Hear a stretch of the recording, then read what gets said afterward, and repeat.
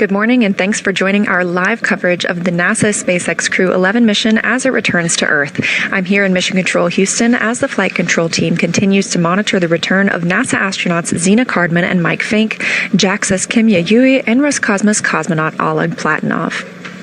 Crew 11 launched aboard a Falcon 9 rocket to the International Space Station on August 1st, 2025. On January 7th, the agency announced it was postponing a planned spacewalk originally scheduled for January 8th, while teams monitored a medical concern with a crew member living and working aboard the orbital laboratory. That crew member has been in stable condition. NASA announced the following day its decision to return Crew 11 to Earth from the International Space Station earlier than originally planned in order to properly monitor the crew member's health on the ground. Thanks for joining us today. I'm NASA's Leah Cheshire Mustachio, and I'm joined by my colleague at SpaceX in Hawthorne, California, Kate Tice. Thanks, Leah. I'm Kate Tice, Senior Manager of Quality Systems Engineering here at SpaceX. Dragon departed the International Space Station at 5:20 p.m. Eastern Time. That was 2:20 p.m. Pacific yesterday for those of us here in California. They are now on their way to the targeted splashdown site off the coast of San Diego. Splashdown is planned for approximately 12:41 a.m. Pacific, 3:41 a.m. Eastern. Upon departing station, Dragon underwent a sequence of departure burns. The crew had a rest period and has since kicked off preparations for re-entry, including getting into their spacesuits and successfully performing a leak check. Dragon has a series of steps to complete before returning Crew 11 home. First, Dragon will maneuver to the correct altitude and jettison its trunk, which is the cylindrical, unpressurized lower part of the spacecraft. The trunk is currently connected to the aft or bottom section of Dragon, where the heat shield is located. In order to expose the heat shield and get the vehicle ready for atmospheric re-entry, we will jettison the trunk. From there, the spacecraft will use its forward thrusters to perform a deorbit burn, which will put Dragon on a trajectory to return to Earth. That deorbit burn uses Draco thrusters on Dragon, primarily the four located on the forward bulkhead, and is executed at the apogee or the highest point of Dragon's current orbit around Earth. This deorbit burn will alter Dragon's path to ultimately line it up to re-enter Earth's atmosphere and splash down off the coast of San Diego. For these operations, the United States Coast Guard, in coordination with SpaceX and NASA, establishes a safety zone to ensure public safety and for the safety of those involved in the recovery operations. Dragon SpaceX, the team has pulled go for deorbit entry and landing.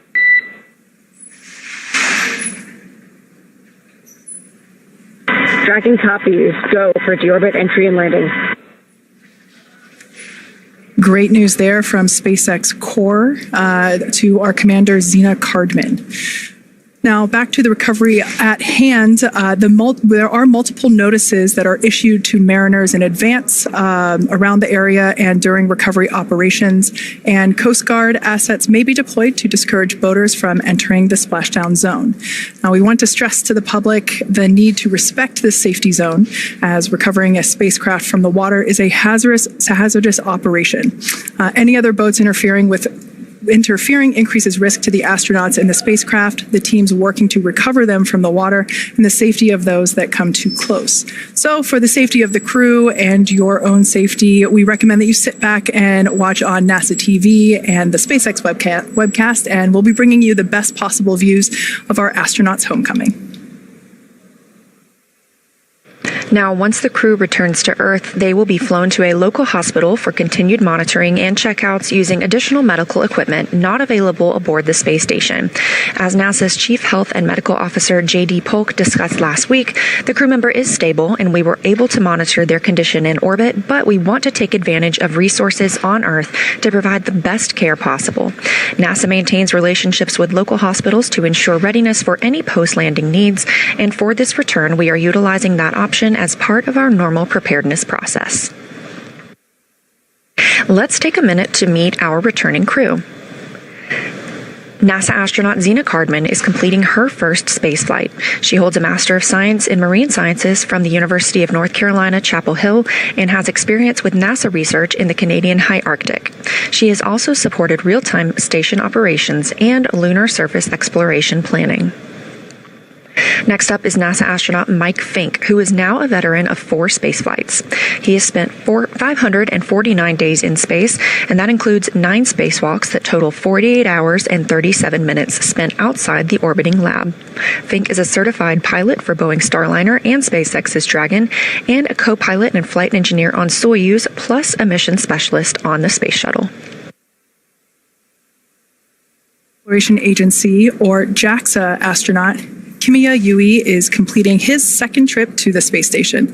He was selected as an astronaut by JAXA in 2009 and recently hit a milestone of 300 days in space. Rounding out the crew is Roscosmos cosmonaut Oleg Platonov, who was selected as a cosmonaut in 2018 and is completing his first spaceflight.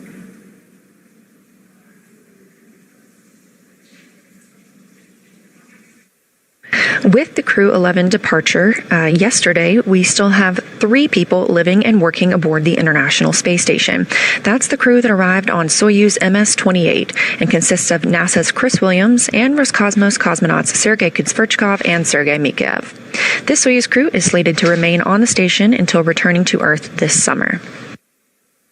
Ahead of the Crew 11 departure from the International Space Station, NASA astronaut Mike Fink handed command of Expedition 74 aboard the orbital complex to Roscosmos cosmonaut Sergei Kudzverchkov. Crew 12 is currently scheduled to launch as soon as mid-February, and alongside our international and commercial partners, NASA is always evaluating the timeline to include other launch opportunities, and we'll provide more information when that's available. As we mentioned earlier, we have a few final steps that Dragon will perform prior to atmospheric reentry. The slew, or the maneuver to deorbit burn attitude, and then the deorbit burn itself. This deorbit burn is the last time that the forward Dracos, which are the 4 thrusters located on top of the spacecraft, just under the nose cone section, it's the last time that they will ignite for this mission. The deorbit burn will place Dragon on a precise trajectory to return to the splashdown zone. As I mentioned earlier, that is off the coast of San Diego. We expect this burn to commence around 11:51 p.m. Pacific time. It will last about 13 and a half minutes or so. And this is essentially the transition point that Dragon undergoes while it moves from Earth orbit to reentry, atmospheric reentry. So it is the final moment in which we are essentially programming Dragon to fly itself back for its precise landing off the coast of San Diego.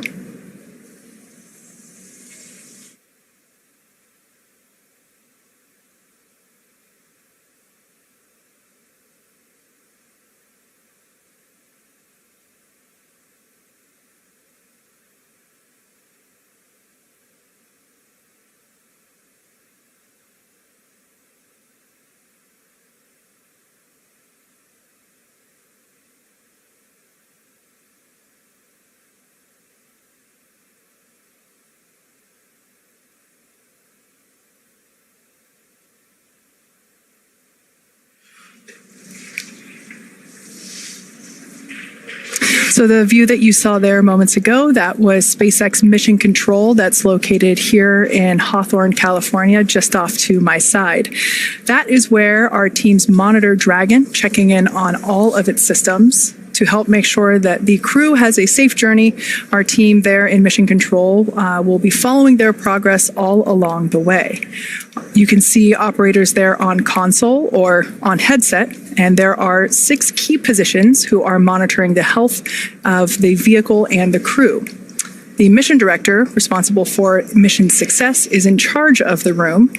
And then there's somebody that you've already heard once this morning. That person you'll hear talking to the astronauts throughout our operations today. You see them there on your screen. That is our SpaceX CORE, which stands for Crew Operations and Resources Engineer. That is the singular voice to the crew. That person is responsible for translating everything that's going on in mission control around them and speaking and delivering those messages efficiently to the crew on board Dragon. Now, the other positions are focused on specific things like vehicle systems and navigation and control, avionics, software, propulsion, life support, and communications with ground segments.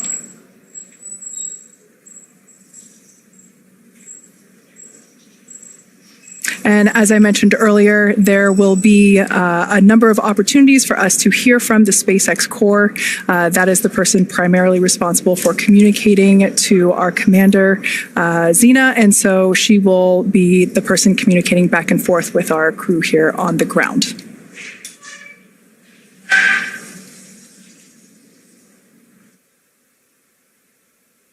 Mission Control Houston, on the right side of your screen, is staffed 24 hours a day, 7 days a week, 365 days a year. Currently, in the center of your screen, you see Michael Ellsworth. He is serving as the Capcom. He is very similar to the Core, like you have in Mission Control at SpaceX, dedicated to talk to the crew members to streamline the communication, and that keeps the astronauts from needing multiple conversations on different subjects. Again, that stands for Capsule Communicator, but he is not talking with the Dragon spacecraft. This Capcom is speaking with the astronauts living aboard the International Space Station. Capcom sits right next to the flight director, and tonight we have Allison Bollinger on console.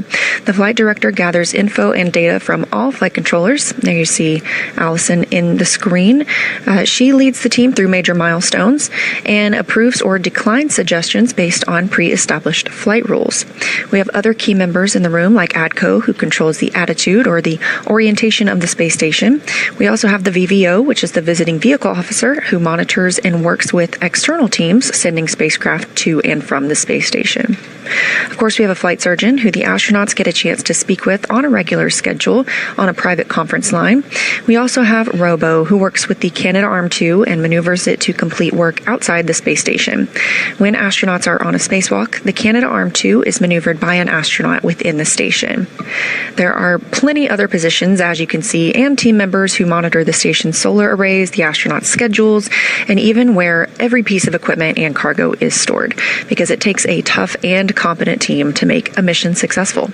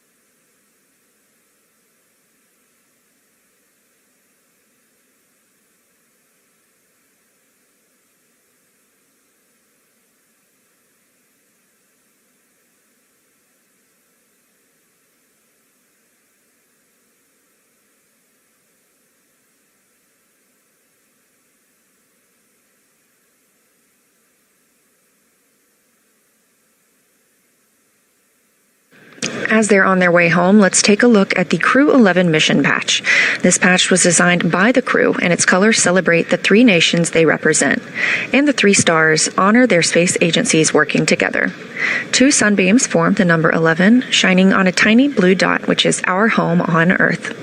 A dragon looks on, which is a nod to both the spacecraft and the spirit of exploration, while a red flame wraps around it all, symbolizing the full journey, launch, life in space, and today, a safe return home. And if you look closely, you'll see a tribute to their children in the stars, which is a reminder that missions like this inspire the next generation.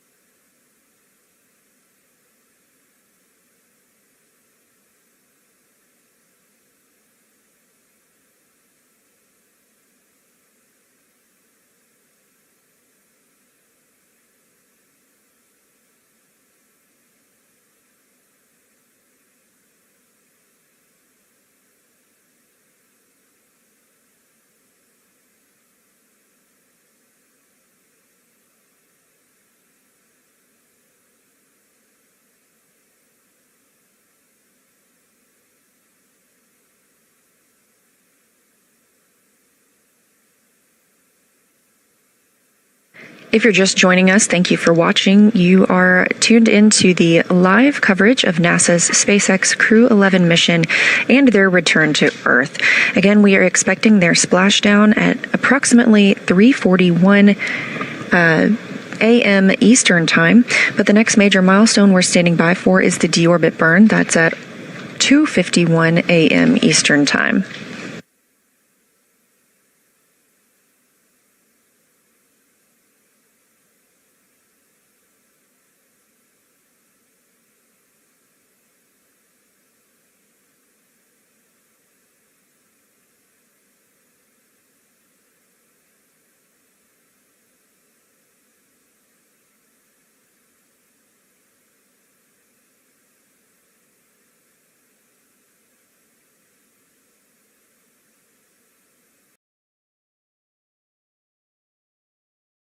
Are currently undergoing the routine post-splashdown medical evaluation.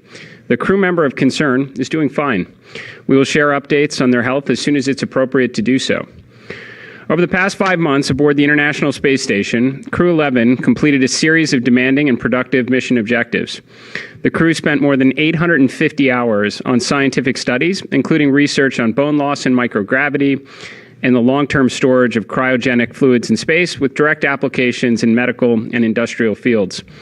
This work advanced our understanding of long-duration spaceflight and contributed valuable research that benefit life here on Earth and further human exploration. To be overwhelmingly clear, Crew 11 was a very successful mission.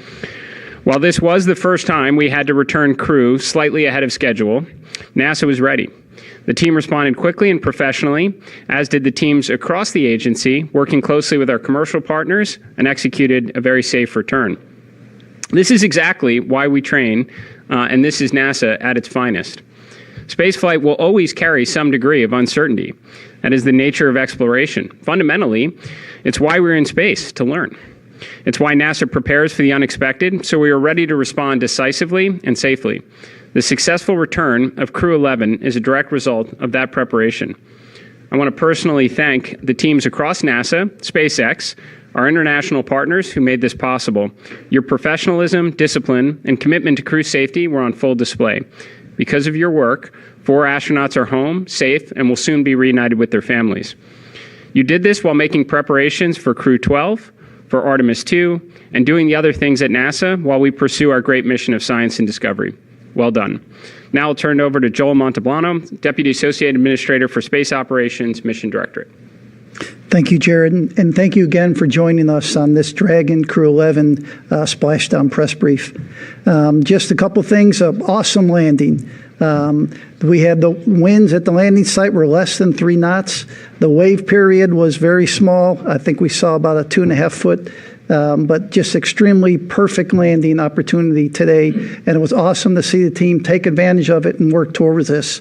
It was just about a week ago that the decision was made to bring this crew home early.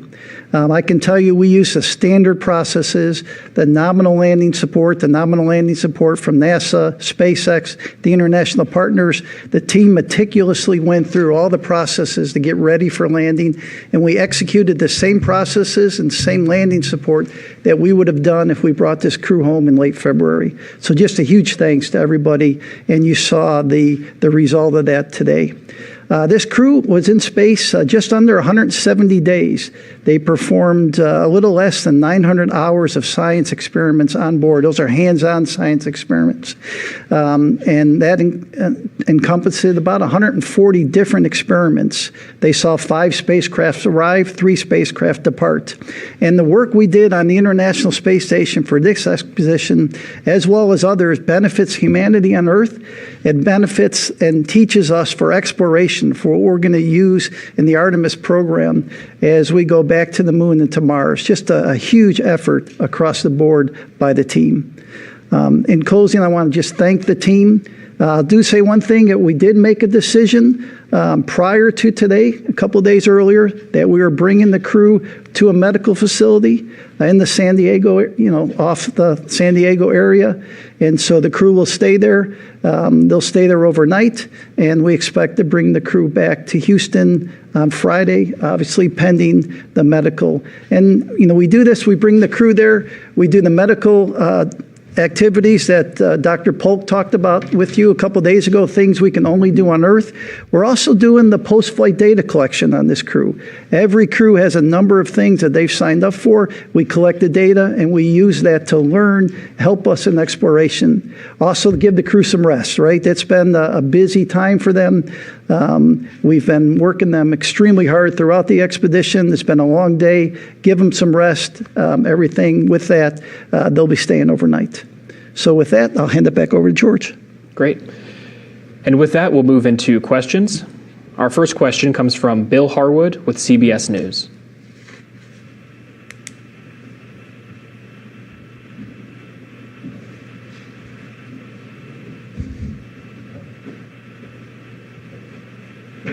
And with that, we'll move into questions. Our first question comes from Bill Harwood with CBS News. Yeah, hey, it's Bill Harwood. Can you guys hear me? Loud and clear. Oh, thank you very much. I've got a Crew 12 Artemis 2 question since Crew 11's on the ground and you're looking at moving up Crew. I'm sorry, I'm hearing some crosstalk. Are y'all hearing me okay? Bill Harwood, can you guys hear me? We hear you reasonably well. All right, want me to try again? we were getting your question, if you want to complete it. Yeah, I'm sorry about that. It's a Crew 12 Artemis 2 question, and with 11 down on the ground and Crew 12 being accelerated, I guess what I'm wondering is what sort of separation you need between Artemis 2 and Crew 12 in terms of support crew staging. You've got comms with DSN and TDRS and all that kind of stuff. I mean, there must be some minimum separation to avoid the kind of overlap that would prevent that. And it looks like you're really trying to do it. You're trying to get Artemis 2 off in the February window. But if you move up Crew 12, there has to be some minimum separation, I would think. I'm just wondering how realistic it is both of those missions can get off in early February. Thanks. Well, maybe I can start, and Joel, if you want to give maybe some of the technical components to that, like on comms and such. I would just say that this is exactly what we should be doing at NASA. I mean, we have the means as an agency, and should be expected of our agency, to be able to bring our astronauts home at any time as required under circumstances like this, which is exactly what we did today with Crew 11, while making preparations to pull forward our next mission like Crew 12, while also progressing on our Artemis 2 campaign for what is going to be probably one of the most important human spaceflight missions in the last half century. I mean, I took a briefing a couple weeks ago on what happens in that what I would describe as the extremely unlikely event that we need to use 2 suit-up rooms at nearly the same time. And I was like, what a great problem it would be for the agency to have that. Now, what I would say is every one of these campaigns, while there is some overlap of some personnel and roles, are parallel efforts. We bring our crew home. We make preparations for our next crew to the International Space Station with Crew 12. We continue to go through the motions with Artemis 2, of which we've already stated we are not going to specify, which launch date we are going to pursue within the already published windows until we have Artemis 2 out at the pad and we get through a wet dress to give us the confidence. So at this point, I don't see any reason why we wouldn't continue along those parallel paths. And if it comes down to a point in time where we have to deconflict between 2 human spaceflight missions, that is a very good problem to have at NASA. You're exactly right. That's exactly what we're doing. The commercial crew and ISS program are working to look at, what we can accelerate. You have to back up a few days from your picked launch date, as you know, for static fire, and then you have to do some reconfiguration at Kennedy Space Center in order to support from the Artemis work to the static fire. And so we'll lay out all those timelines, look at how everything's going, and then make the decision as we get a little closer. The teams are already looking, stripping down, what makes sense, what we can do. And our next question will come from Marcia Dunn with the Associated Press. Hello, good morning. I'm wondering, is the ailing astronaut doing better or worse than before, or did they need extra help getting home? And I'm wondering, is the crew at the hospital yet? Thanks.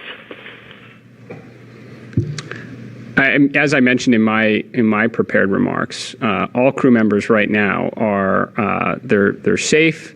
They're in good spirits. They're going through the standard post-splashdown medical checks. I believe the helicopter, if it hasn't left the recovery ship, it's imminent to do so, and they're all going to the hospital as we had determined days ago as the proper thing to do under the circumstances. But as I mentioned, the crew member in question specifically is doing fine.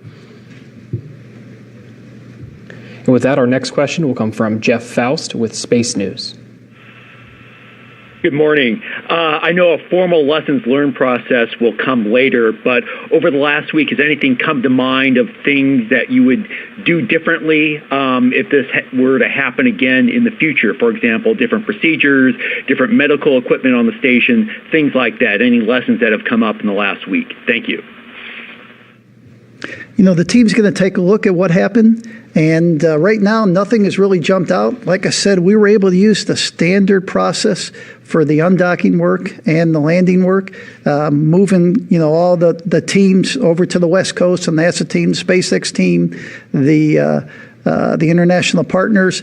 SpaceX did a lot of work to get us ready. They did some practice runs with the helicopter to the hospital. We contacted the hospital in advance to make sure they were ready, went over everything. Part of the lessons learned and what we do as part of the next flight readiness review for each mission is to review lessons learned from the past missions. So we'll do that, and then those lessons will be carried forward.